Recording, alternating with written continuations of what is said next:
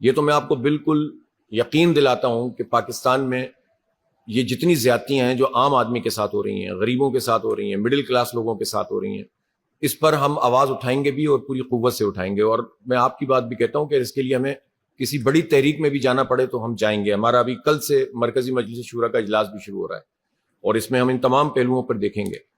اسی طرح سے یہ تو ہم کریں گے، لیکن میں آپ کو یہ ضرور کہنا چاہتا ہوں کہ ہماری اس پوری کیمپین جو 1 سال ہم نے مسلسل آواز اٹھائی ہے، اس کے نتیجے میں سب سے بڑی بات تو یہ کہ لوگوں کو یہ بات پتہ چلی کہ یہ آئی پی پیز مافیا کیا ہے.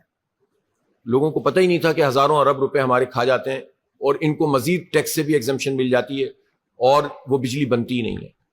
پھر ہم نے اپنی اس اسٹرگل کے نتیجے میں حکومت سے نہ صرف معاہدہ کیا بلکہ اس پر ایک جزوی طور پر عمل درآمد بھی ہوا، اور وہ یہ کہ 7.5 روپے تقریباً بجلی کی قیمت کم ہوئی. اس سے پہلے پنجاب میں انہوں نے کم کی تھی، اس سے پہلے انہوں نے، اور تو وہ میں اس کو نہیں گنتا، لیکن جو انہوں نے یہ کیا، اور ہم مزید بھی اس پر ان پر دباؤ ڈال رہے ہیں. اور اس کے لیے اگر ہمیں مزید پولیٹیکل اسٹیپ لینے پڑے تو وہ بھی لیں گے، عوامی اسٹیپ، کہ یہ بجلی کی قیمت مزید کم کریں. تو ہم نے گیو اپ نہیں کیا، چھوڑا نہیں ہے.